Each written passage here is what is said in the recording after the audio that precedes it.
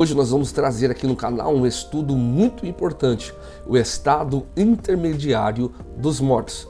Antes de nós entrarmos nesse estudo, já se inscreva aqui no nosso canal, ative as notificações, fique por dentro de todo o conteúdo que temos postados, porque eu tenho certeza que é um material, é um conteúdo que vai edificar a sua vida e você vai estar nos apoiando a levar a palavra ao nosso ministério também. Então já se inscreve aí, deixa seu comentário, deixa sua curtida, faça aí uso dessa ferramenta que Deus nos deixou, tá bom?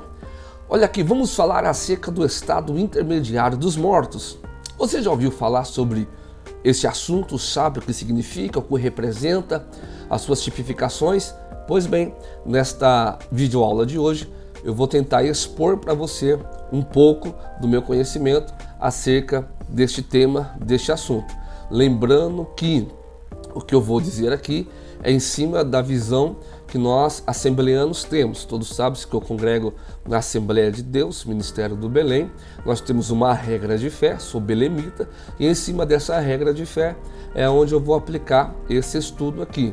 É claro que existem outras visões acerca do assunto, outras linhas de raciocínio, mas eu vou defender aquela que eu acredito à luz da Bíblia e ao final desse estudo você tira o seu critério se você gostou ou não, tá bom?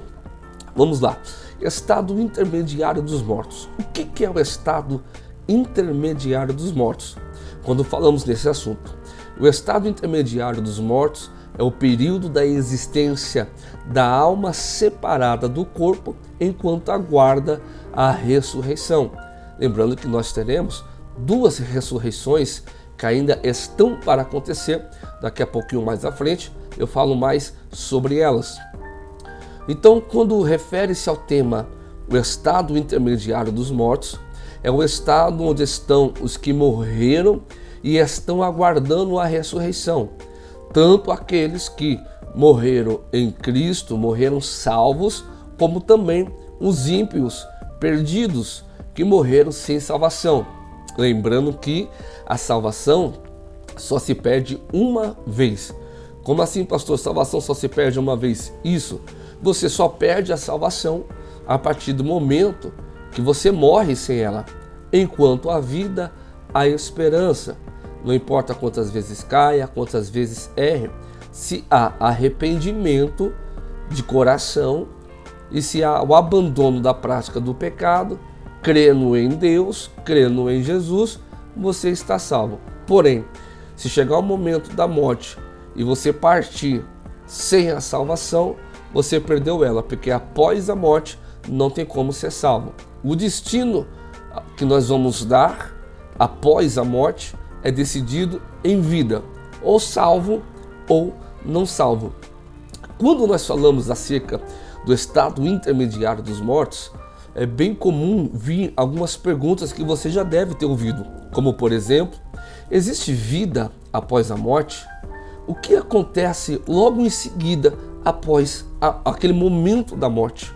Ou, para onde iremos assim que morremos? Quem irá nos levar? Como iremos? Para onde iremos?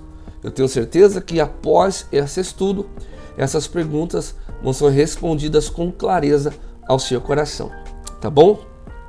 Então tá, quando falamos de morte, precisamos definir aqui nesse vídeo, nessa videoaula, o que é morte. Qual que é a definição de morte? Segundo a medicina, a morte é a paralisação de todos os órgãos vitais, como por exemplo, o coração. Segundo a medicina, quando seu corpo deixa de funcionar, é assinado o óbito, é atestado a morte. Agora, segundo a Bíblia, a morte é a separação do corpo e do espírito. Lembrando que nós, pré-tribulacionistas, assembleanos, pentecostais, temos por fé e acreditamos na tricotomia. Nós acreditamos que um homem criado por Deus é um ser tricotômico. Por que o senhor diz isso, pastor? O que é tricotomia? O termo tricotomia significa aquilo que é dividido em três. Então, se eu creio que o homem é um ser tricotômico, é um homem, é um ser formado por 3 elementos. Quais são esses elementos? Corpo, alma e espírito. Nós somos formados por 3 elementos: corpo, alma e espírito. Logo 3, tricotômico ou a tricotomia. Por que nós cremos na tricotomia? Porque Deus nos fez a sua imagem e semelhança. A Bíblia Sagrada diz em Gênesis capítulo 1, versículo 26: façamos o homem conforme a nossa imagem e a nossa semelhança. Se cremos na Trindade de Deus, lembrando que a palavra Trindade não existe na Bíblia, mas nós cremos na triunidade ou na Trindade divina, Trindade santa, logo nós cremos também na tricotomia, o ser humano formado por 3 elementos.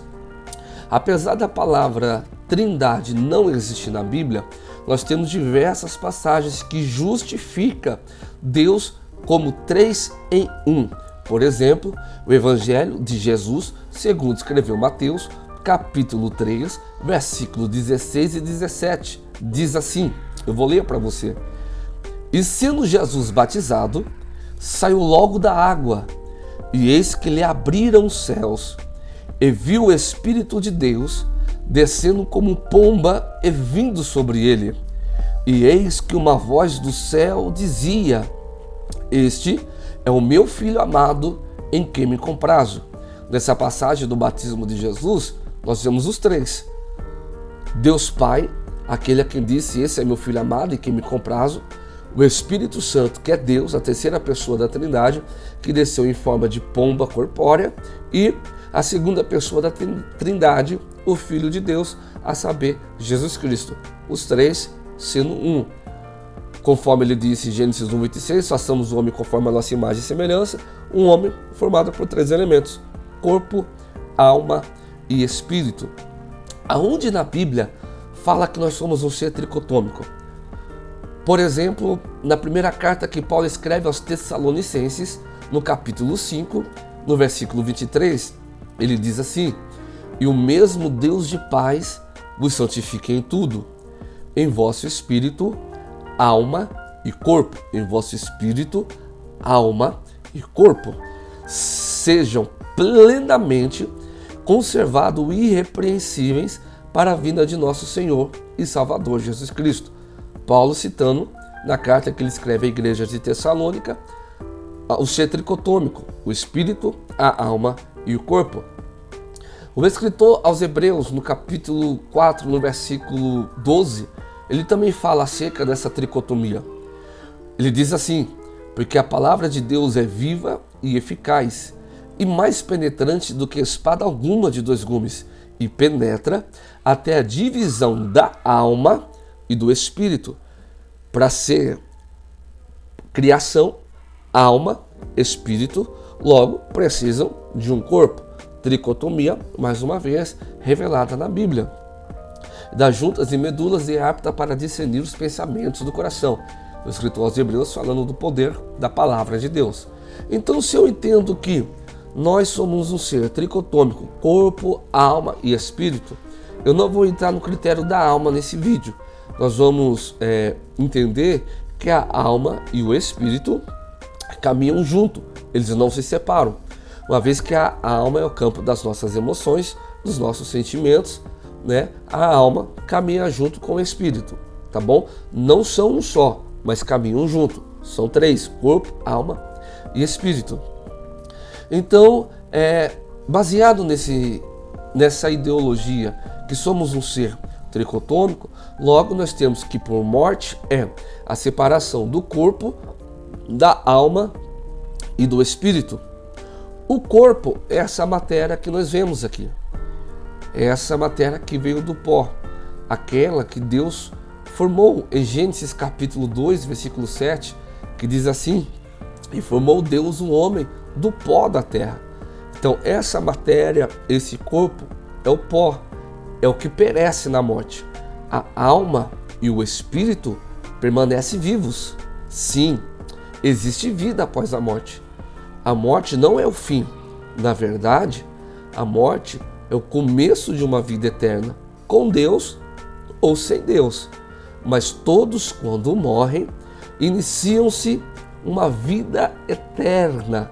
Então, se a morte é a separação do corpo e do espírito, logo eu entendo que um corpo sem uma alma e sem um espírito é um corpo morto, é um corpo sem vida. Quer ver? Eclesiastes, Salomão escreveu no capítulo 12, no versículo 7. Na morte, e o pó voltará à terra, o pó voltará ao pó, e o espírito volta para Deus que o deu. Outro exemplo de morte na Bíblia, definição de morte, o próprio Cristo. Em Lucas, capítulo 23, e o versículo 46, diz assim: e clamando com grande voz, disse: Pai, em tuas mãos eu entrego o meu espírito. E havendo dito isto, expirou. Ou, havendo dito isto, morreu. Olha o que Jesus disse: Pai, em tuas mãos eu entrego o meu espírito. A partir do momento que Jesus entrega o espírito ao Pai, o corpo morre, fica sem vida. Se você ler o Evangelho de Jesus Cristo, segundo escreveu o apóstolo João, no capítulo de número 20, você vai ver que após a morte de Jesus, ele é sepultado no túmulo de José de Arimateia, um túmulo que nunca tinha sido até então utilizado ou usado. O corpo é sepultado, mas o espírito é entregue à separação do corpo e do espírito. Pois bem, se nós começamos a entender isso, em ambos os versículos que eu citei aqui, nós vemos a morte em ação. Logo, nós vamos concluir que só há vida no corpo quando há a presença do Espírito. Tá dando para entender até aqui? Legal, vamos continuar. Hebreus capítulo 9 e o versículo 27, o escritor ele afirma que da mesma forma o homem está destinado a morrer só uma vez e depois da morte enfrentar o seu juízo, enfrentar o seu destino. Então o homem está ordenado a morrer uma vez só. Logo após a morte, vamos enfrentar o nosso destino. Esse destino, lembrando, já disse, nós escolhemos em vida. Enquanto estamos vivos, é onde nós temos a escolha para onde nós iremos após da morte. Voltando aqui então, o estado intermediário dos mortos fala desse período após a separação do corpo e do espírito até o dia da ressurreição. Esse período da morte até o dia da ressurreição é chamado de estado intermediário dos mortos, em Cristo ou sem Cristo, salvos ou perdidos. Desde o dia da sua morte até o dia da ressurreição, compreendemos esse espaço de tempo e o chamamos de estado intermediário. Por que até o dia da ressurreição? Porque haverá uma ressurreição para os justos que morreram salvos e haverá uma ressurreição para os injustos que morreram sem a salvação. Está na Bíblia e eu vou ler para você. Evangelho segundo escreveu João de novo, capítulo 5, do versículo 26 ao 29, diz assim: não vos maravilheis distos, porque vem a hora em que todos os que estão nos sepulcros, todos que morreram estão sepultados, ouvirão a sua voz. E os que fizeram bem sairão para a ressurreição da vida, e os que fizeram mal para a ressurreição da condenação. O que Jesus está dizendo? Olha, não fica maravilhado com isso, porque todos que morreram ouvirão a sua voz, ouvirão a voz. E quando ouvir essa voz, ressuscitarão. Os justos ressuscitarão para a vida, e os injustos ressuscitarão para a sua condenação. Tá bom? Então aqui, esse texto deixa claro para nós que após a morte, nós vamos ter dois grupos. O primeiro grupo são aqueles que morreram salvos, aqueles que morreram acreditando em Deus, desde Adão até o dia do arrebatamento, os que morreram salvos. O segundo grupo são aqueles que negaram a Deus, que negaram a salvação, que negaram a Cristo, que negaram a fé, que não aceitaram o perdão de Deus, nem a graça que está posta a nós e nem a sua misericórdia. Lembrando que nós hoje somos salvos pela graça. A carta que Paulo escreveu aos Romanos, no capítulo 3, diz que todos nós pecamos e estávamos no grupo que morreríamos sem salvação. Mas, pela graça de Deus e a sua misericórdia, nos foi concedido o perdão. Então, por causa do perdão, nós somos incluídos no grupo que partiremos salvos para a eternidade. Então, hoje eu vou falar apenas de um grupo específico, que é esse grupo dos que morreram salvos em Jesus. Vamos lá. Ambos, até o dia da morte de Cristo, iam para um lugar chamado Hades. Desde Adão, da primeira morte física do homem, até a morte de Jesus Cristo, todos aqueles que morreram salvos e não salvos iam para um lugar chamado Hades. O que significa Hades? A definição desse lugar, segundo o dicionário Vini, é a região dos espíritos que morreram, incluindo os santos, em períodos de transição à ascensão de Cristo. Ou seja, desde Adão até Cristo, todos que morreram, salvos e não salvos, iam para o mesmo lugar. Esse lugar tinha um nome, até hoje tem o nome de Hades, que quer dizer inferno, prisão. Espera aí, pastor, o senhor está me dizendo que até os salvos iam para esse lugar chamado Hades, que quer dizer inferno, prisão? Sim, é isso mesmo. Lembrando que este inferno, prisão, não é um inferno de lago de fogo e enxofre, porque o lago de fogo e enxofre ainda não foi inaugurado. Está reservado para Satanás e seus anjos lá na frente, depois nós falamos isso. Este é um lugar onde eles ficam reservados até o dia do juízo final. Porém, quando nós falamos desse Hades, dentro desse Hades, que é esse inferno prisão, havia um abismo. E esse abismo, essa fenda e esse espaço dividia esse inferno prisão em duas partes. Então entenda, o Hades era dividido em duas partes, onde tem um abismo no meio. De um lado desse abismo é um lugar de tormento, de dor, de sofrimento, onde tem chamas que torturam quem está lá. Há um abismo e do outro lado do abismo tem um lugar dentro desse Hades que é chamado de seio de Abraão, ou mesmo chamado de paraíso. No paraíso é o lugar aonde iam os mortos desde Adão até a morte de Cristo para o Hades e ficavam deste lado, chamado paraíso ou seio de Abraão, que é um lugar de descanso. Lá não tem dor, lá não tem sofrimento, lá não tem choro, lá não tem lágrima, lá tem Deus. E os que morreram sem salvação ficavam desse outro lado, um lugar de dor, de sofrimento, de tormenta.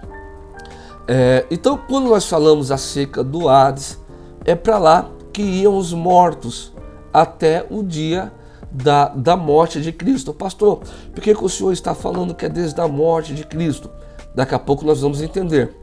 Do outro lado do abismo, então, um lugar de tormenta, de dor, de sofrimento, que alguns conhecem esse Hades como Sheol, Geena, que são as almas que morrem sem Cristo, até os dias de hoje, sem Cristo, as almas perdidas continuam indo para este lugar. E os que morrem em Cristo, após a sua ressurreição, o seu destino é outro lugar. Nós já vamos falar nisso daqui. Para nós entendermos melhor, então, o que é o Hades, o inferno, prisão, o paraíso, que estava abaixo da terra, nós vamos entender um texto que quem vai escrever é o evangelista Lucas, no capítulo 16. Eu vou ler esse texto para você. Lucas 16, a partir do versículo 19 ao versículo 31.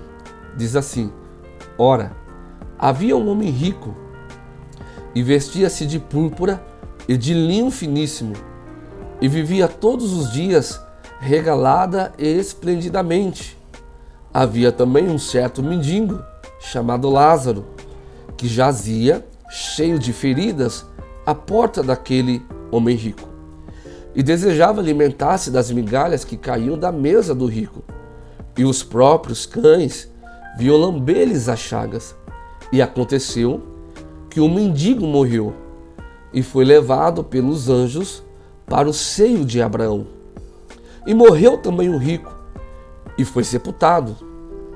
E no inferno ergueu os olhos, estando em tormentos, e viu ao longe Abraão e a Lázaro no seu seio. E clamando disse: Pai Abraão, tem misericórdia de mim, e manda a Lázaro que molhe na água a ponta do seu dedo e me refresque a língua, porque estou atormentado nesta chama. Disse, porém, Abraão: Filho, lembra-te que recebeste os teus bens em tua vida, e Lázaro somente males, e agora este é consolado, e tu é atormentado. Olha o que o pai Abraão disse: e além disso, está posto um grande abismo entre nós e vós, de sorte que os que quisessem passar daqui para vós não poderiam, nem tampouco os de lá passar para cá.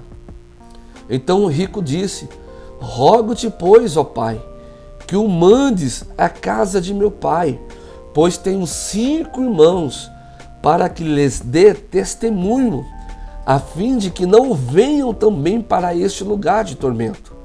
Disse-lhe Abraão: Ora, tem Moisés e os seus profetas, que eles os ouçam.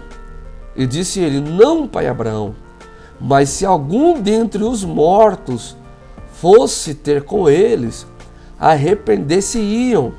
Porém, Abraão lhe disse: Se não ouvem a Moisés e aos profetas, tampouco acreditarão, ainda que alguns dos mortos ressuscite.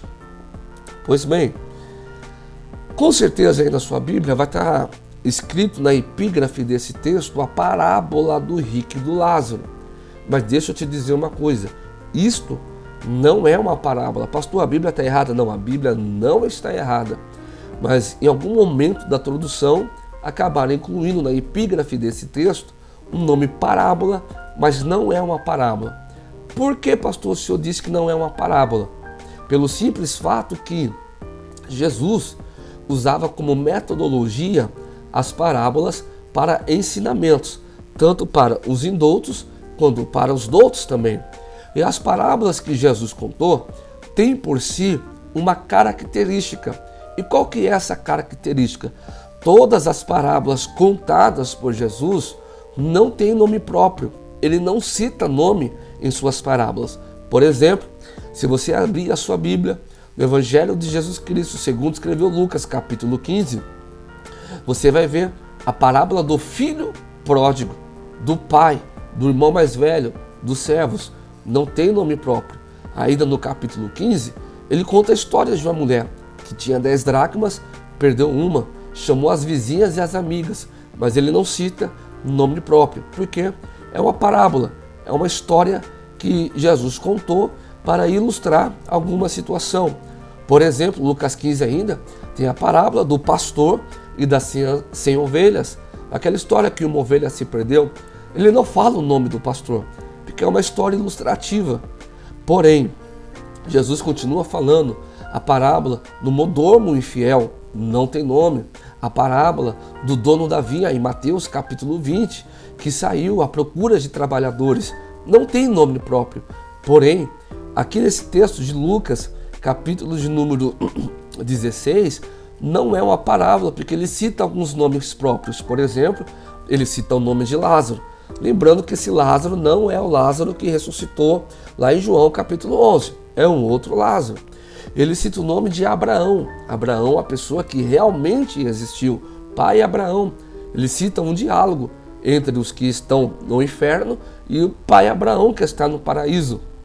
Ele também cita o nome de Moisés. Então perceba, com a citação dos nomes próprios, essa história que Jesus contou não é uma parábola, mas sim é uma história real. Isso que Jesus contou aconteceu. É de fato uma história baseada em fatos reais também. Quando nós lemos esse texto, então, de Lucas capítulo 15, nós vamos entender algumas coisas acerca deste paraíso e acerca desse inferno prisão. Por exemplo, nós vamos entender que o paraíso é um lugar de descanso. Então, os que morreram desde Adão até Cristo desciam para esse Hades e ficavam nesse lugar chamado seio de Abraão ou paraíso, lugar de descanso, lugar de delícia. Outra conclusão que nós temos com esse texto é que o inferno é um lugar de tormento em meio a chamas.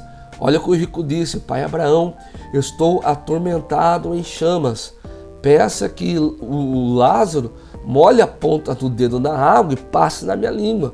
Ele está atormentado pelo fogo, atormentado pela chama. Outra resposta é uma questão muito importante. Há quem diga que após a morte nós perderemos nossas memórias e nossa consciência. Esse texto deixa bem claro que mesmo após a morte, e mesmo ele morrendo sem salvação e no inferno, lembrou de sua casa, lembrou que tinha 5 irmãos e lembrou que a sua família precisava ser alertada sobre este lugar. Com isso, nós concluímos que depois da morte, nós não perdemos as nossas consciências. Porém, há uma diferenciação. Os que morreram sem Cristo, que morreram sem salvação, se lembrarão de todas as coisas que foram feitas em vida em seu estado de consciência. E os que morreram salvos não terão lembranças ruins no paraíso, somente lembranças boas, sentimentos bons, sentimentos de alegria, lembranças do seu estado de consciência, porém lembranças boas. A sua memória não será retirada.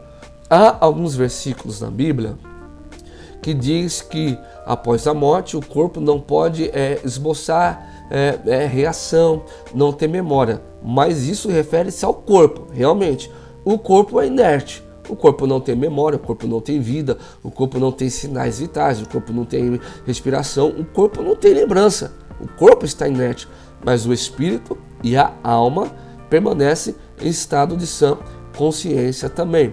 Outro detalhe que nós vamos aprender durante esse período do estado intermediário dos mortos: quem está no inferno não tem acesso ao paraíso. Quem está no paraíso não tem acesso às profundezas do inferno. Perceba que quando este que morreu sem salvação pede para o pai Abraão um pouco de água, a resposta do pai Abraão, que nesse texto simboliza Deus, diz assim: olha, há um abismo entre nós e nós não podemos invadir um espaço no outro. Quem morreu sem salvação, está condenado a uma vida eterna de sofrimento e dor. E quem morreu salvo está destinado a uma vida eterna de descanso, repouso, de paz e de alegria. Um ambiente não invade o outro. Uma outra coisa interessante sobre a vida após a morte. No momento da morte, irmãos, dá licença aqui.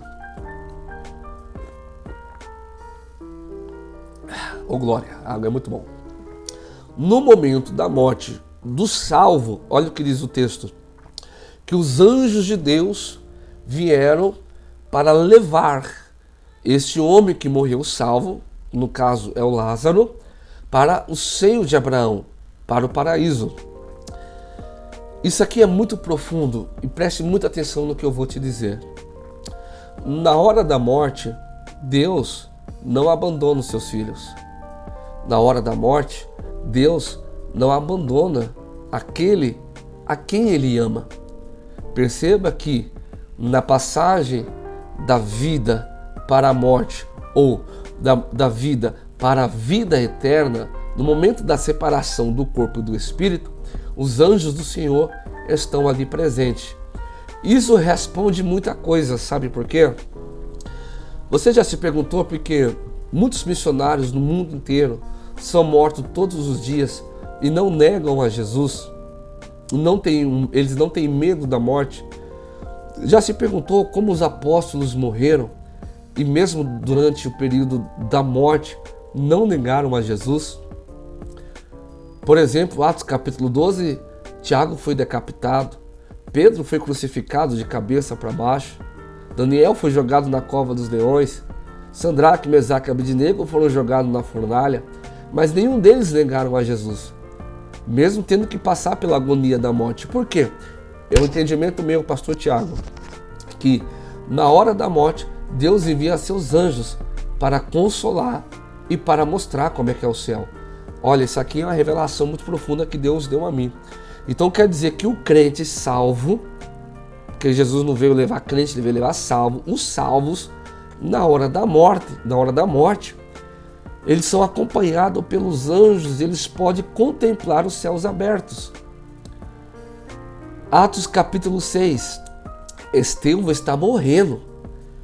Estevão, o diácono da igreja primitiva, o primeiro mártir da igreja, Estevão, ele está sendo assassinado, executado por apedrejamento. E o que Estevão vê enquanto é apedrejado? Ele vê os céus abertos e Jesus em pé no trono. Se você está partindo dessa vida para outra vida e você tem a visão dos céus abertos e os anjos de Deus te levando, aquilo te dá força para você perseverar até o fim. O que diz Mateus 24:13? Aquele que perseverar até o fim será salvo. Eu tive uma experiência, eu quero compartilhar aqui com você nesse vídeo. Dia 29 de fevereiro de 2020, ano bissexto, Deus se recolheu, meu saudoso pai, pastor Isaías. Eu lembro que eu estava no leito do hospital com ele, e enquanto eu conversava com meu pai, ele conversava comigo e conversava com uma outra pessoa acerca do céu, falando, dialogando como é que era o céu. Eu perguntei para a médica e enfermeira de plantão, elas disseram que era normal eles variar por causa da medicação. Então eu falei, tudo bem, ele deve estar variando por causa da medicação. Mas ele conversava comigo e com uma outra pessoa que só ele via acerca de como era o céu. Algumas horas depois chegou mais 2 leitos dentro do quarto onde ele estava na UTI. Esses 2 leitos que chegaram começaram a conversar também sobre o céu junto com meu pai. Os 3 viam uma pessoa que só eles viam, eu lá dentro, ouvia eles falando sobre o céu, mas não via com quem eles estavam falando. Pois bem, isso foi entre quinta e sexta-feira. No sábado, Deus se recolheu meu pai para a glória. No mesmo dia que Deus se recolheu meu pai, aqueles outros 2 que estavam no quarto dele também entraram em óbito. Deus se recolheu os 3. Eu concluí com esse texto que eu estou dizendo aqui. Deus envia seus anjos para consolar, fortalecer e mostrar o que espera do outro lado. E quando você tem a revelação do que tem do outro lado, você não se apega a nada dessa terra. Quando você tem a revelação do que te espera do lado de lá, o salvo, o paraíso, os céus abertos, os anjos de Deus, levando você para um lugar de descanso, você abre mão de tudo isso daqui. Outra coisa que nós podemos concluir que esse texto, esse lugar chamado Hades, que era dividido por um grande abismo, onde tinha o inferno prisão e onde tinha o lugar dos salvos, que era chamado de paraíso, estava localizado nas profundezas da terra, bem abaixo da terra. Vamos lá, esse lugar continua lá até hoje? Não. O inferno prisão continua. Os que morreram sem Cristo continuam descendo para esse lugar chamado Hades, Sheol, Gehenna, inferno prisão, e vão ficar lá até o dia da ressurreição para o juízo final, tá bom? E os salvos em Cristo? Jesus arrancou eles de lá. Vou te explicar por quê. Efésios, capítulo 4, versículo 9, diz assim: ora, ele subiu, que é, senão que também antes tenha descido às partes mais baixas da terra. Esse texto está falando de Cristo. Quando Cristo morreu na cruz do Calvário, Ele disse para aquele ladrão, uns minutos antes de morrer, lembra do ladrão que se converteu na cruz do Calvário? O que Jesus disse para ele? Fica tranquilo, você vai morrer. A sua morte é a consequência do seu pecado, é a consequência do teu erro. A consequência eu não vou tirar, a consequência você vai ter que enfrentar, que é a morte de cruz. Mas já que você se arrependeu, teu espírito e a alma vão ser salvos, porque hoje mesmo estará comigo no paraíso. Jesus não nos livra da consequência do pecado, ele perdoa, mas a consequência mantém. O ladrão morreu na cruz como consequência do pecado e visitou o paraíso junto com Jesus. Jesus disse, hoje mesmo estarás comigo no paraíso. Efésios capítulo 4, versículo 9 diz que após a morte de Cristo, seu corpo foi sepultado, mas em espírito Cristo desceu às profundezas da terra. Jesus foi aonde estavam os salvos, que estavam no paraíso, que ficava dentro do Hades, mesmo lugar do inferno, prisão. E Jesus fez o que naquele lugar? Primeira carta de Pedro, capítulo 3, versículo 18 e 19 diz, porque também Cristo padeceu, ou seja, morreu uma vez pelos pecados. Os justos morreu pelos injustos. Cristo, que é justo, morreu por nós, que somos injustos, para levar-nos a Deus. Então a morte de Cristo nos leva a Deus. Porém, diz assim, mortificado, na verdade, na carne. Ou seja, Jesus morto na carne, mas vivo no espírito. Lembra a separação do corpo e da alma? Do corpo e do espírito. O corpo de Jesus está morto, mas vivo do espírito, ele foi e pregou aos espíritos em prisão.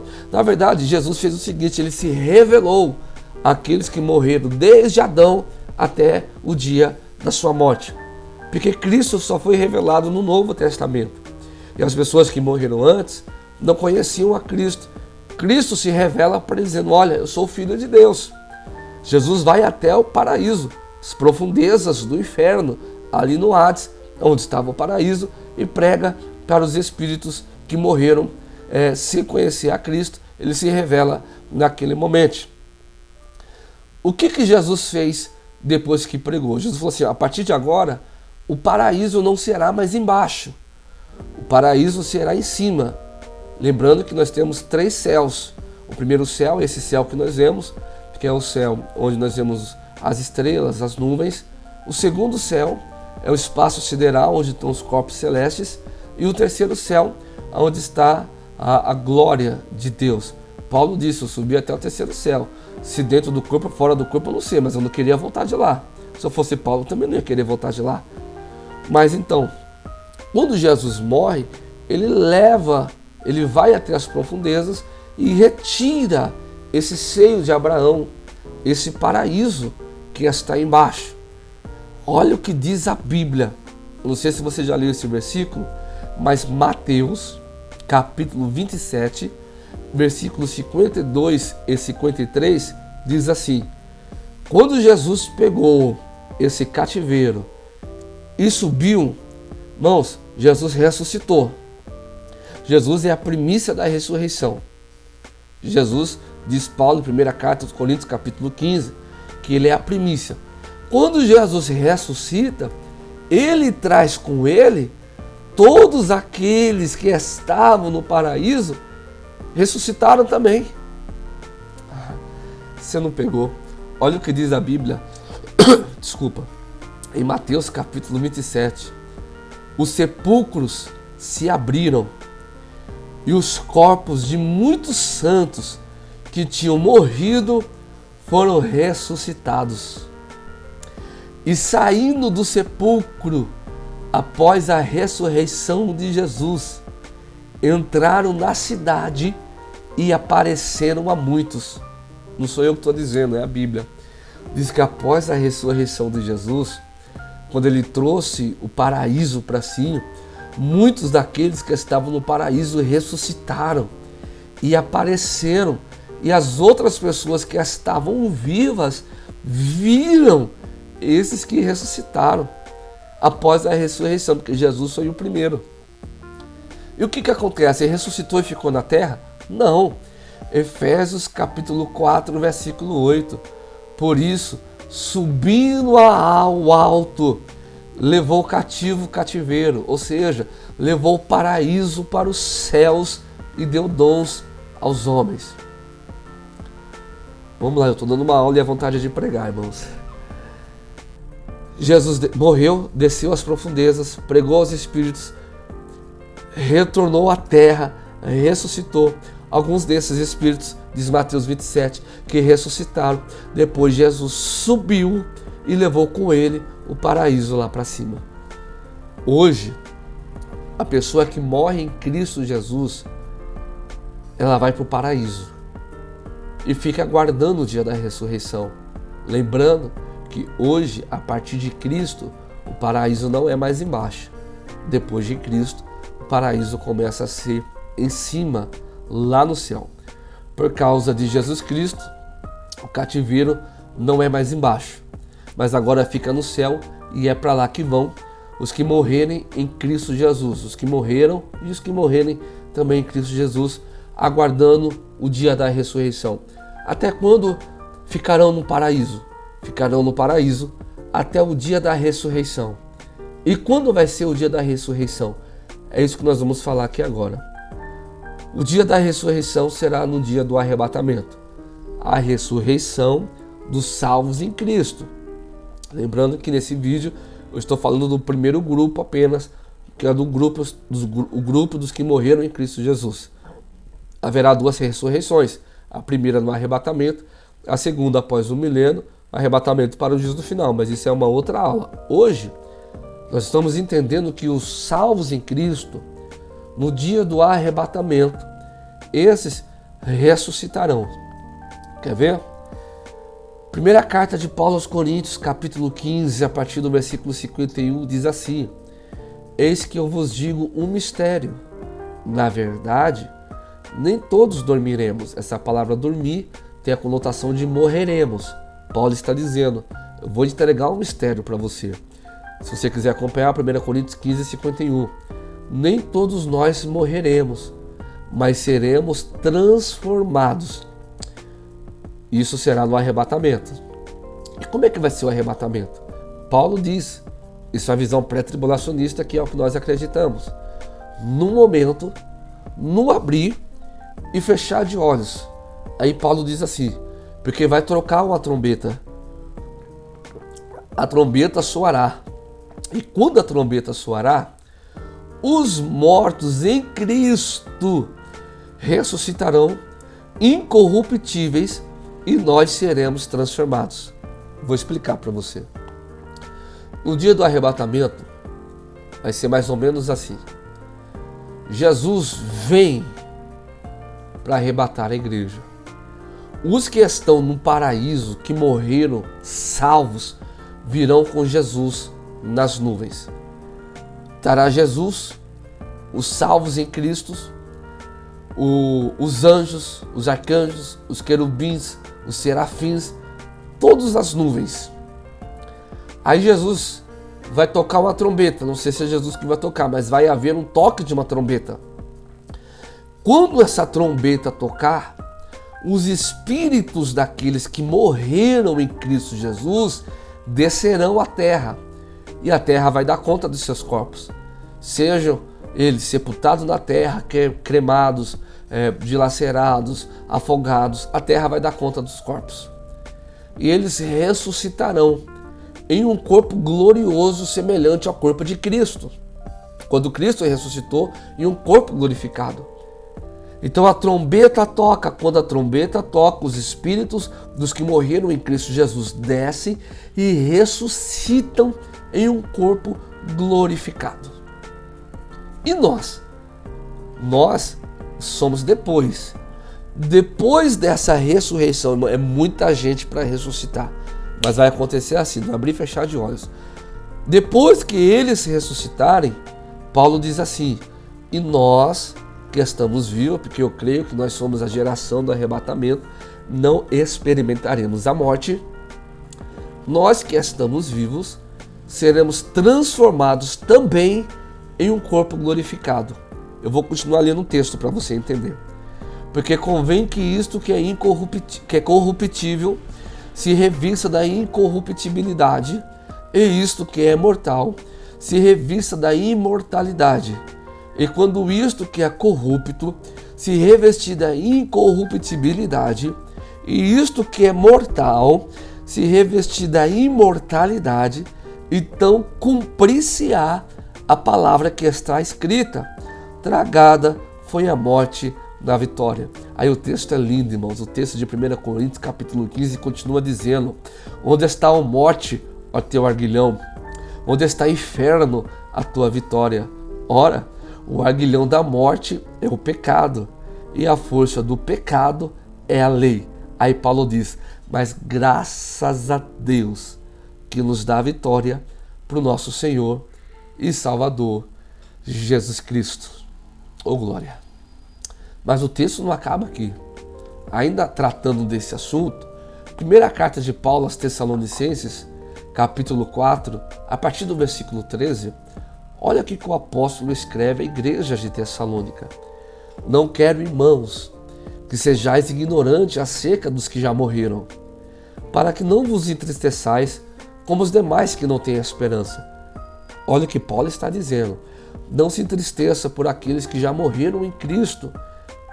Você está triste achando que não há mais esperança, mas ainda tem uma esperança. Aí o que Paulo diz? Porque se cremos que Jesus morreu e ressuscitou, assim também nós cremos que os que morreram em Cristo, Deus o tornará a trazer com ele. É o que diz a Bíblia. Dizemos, pois, isto, pela palavra do Senhor, que nós, os que ficamos vivos para a vinda do Senhor, não precederemos os que dormem na ressurreição. O que ele está dizendo? Nós que estamos vivos não seremos transformados primeiro do que aqueles que já morreram. Primeiro, os que morreram em Cristo serão transformados em um corpo de glória.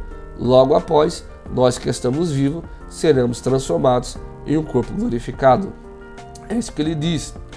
Porque o mesmo Senhor descerá do céu com alarido, com voz de arcanjo, com trombeta de Deus, e os que morreram em Cristo, está na Bíblia, 1 Tessalonicenses, capítulo 4, a partir do versículo 13, ressuscitarão primeiro. Depois nós, os que ficarmos vivos, seremos arrebatados juntamente com eles nas nuvens a encontrar com o Senhor nos ares. Olha essa revelação. Os mortos em Cristo sendo ressuscitados e tendo seus corpos glorificados. Nós que estamos vivos, tendo nosso corpo glorificado, se ajuntaremos. Os vivos com os mortos ressuscitados na primeira ressurreição em um corpo perfeito, em um corpo que não tem erro, em um corpo que não tem falha, em um corpo incorruptível. Ressuscitaremos para a vida eterna, nos encontraremos com corpos perfeitos. Aí diz que então juntos nós seremos levados para encontrar com Jesus nos ares. Jesus não pisa na terra. O arrebatamento é dividido em duas fases. A segunda vinda é dividida em duas fases. O arrebatamento é a primeira fase da segunda vinda de Jesus. A primeira, ele veio, se materializou em carne, morreu, ressuscitou. A segunda vinda, ele vem com glória. Arrebatamento pré-tribulacionista, nós acreditamos nas duas fases da segunda vinda de Jesus. E isso que eu estou falando é acerca da primeira fase da segunda vinda do arrebatamento de Jesus. Os salvos em Cristo ressuscitados em um corpo glorificado, os salvos vivos transformados no corpo glorificado, juntos subindo para encontrar com Jesus nos ares. Porque é isso que diz: depois nós, os que ficarmos vivos, seremos arrebatados juntamente com ele nas nuvens, a encontrar o Senhor nos ares. E assim estaremos para sempre com o Senhor. Olha o que o texto diz: portanto, consolai-vos uns aos outros com essa palavra.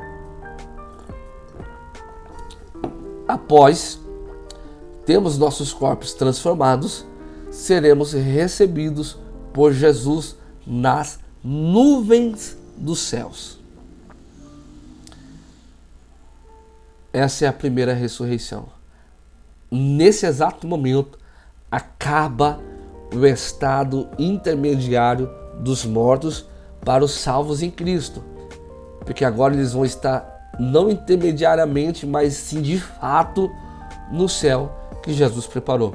Lembrando que após o arrebatamento acontecem alguns eventos que nós vamos futuramente falar aqui. Logo após o arrebatamento, ao tribunal de Cristo, que não é o tribunal para condenação, mas para galardoar, nos recompensar segundo as nossas obras. Após o tribunal de Cristo, nós temos a festa das bodas do Cordeiro. Depois das bodas do Cordeiro, a gente desce de novo lá no Monte das Oliveiras, junto com Cristo, onde o monte vai se fender e a história é cumprida. Não vamos delongar, porque não é esse o nosso foco. Nosso foco é que nós vamos para o céu. O próprio Jesus disse em João 14: não se turbe o vosso coração, credes em Deus e credes também em mim. Na casa de meu Pai há muitas moradas. Já tem uma afirmação: há muitas moradas. E é essas moradas que estão esperando nós. Como é que vai ser o céu? Você já se perguntou como é que vai ser o céu? O céu, segundo a Bíblia, em Apocalipse capítulo 21, a partir do versículo 2, diz que a cidade lá no céu não vai precisar de sol para iluminar a cidade, e nem de lua para trazer brilho, pois a lua não tem brilho próprio. Por que não vai precisar de corpos celestes lá no céu? Porque a Bíblia diz assim: a cidade não precisa de sol, nem de lua para brilharem sobre ela, pois a glória de Deus a ilumina, e o Cordeiro, Jesus, é a sua candeia. A glória de Deus é tão grande que ela ilumina todo o céu, não precisa, e essa glória reflete a nós. É Jesus brilhando e o brilho de Cristo batendo em nós e a cidade ficando iluminada. Olha que coisa linda. O que diz a Bíblia sobre o céu? Apóstolo Tiago, carta do apóstolo Tiago, capítulo 1, versículo 12.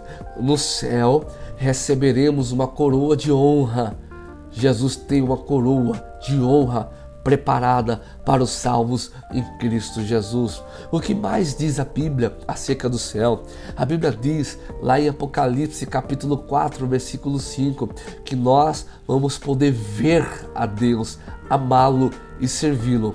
Hoje nós o amamos e o servimos, mas nós não podemos vê-lo. Mas lá no céu nós poderemos ver a Deus, ver a Jesus. Oh glória, que coisa linda, meus irmãos. Primeira carta de Pedro, capítulo 1 e versículo 9, diz que lá no céu há uma recompensa nos esperando. Essa recompensa é a eterna salvação, uma eterna salvação em um lugar de alegria constante. Não é momentos de alegria, mas é uma alegria incessante. E além dessa alegria, um lugar de paz, um lugar de... Oh, irmão, que coisa linda é o céu. O que mais a Bíblia diz? A Bíblia diz, na carta que João escreveu, Apocalipse, capítulo 21, do versículo 4 ao versículo 7, diz assim: e Deus limpará dos seus olhos toda lágrima, e não haverá mais morte.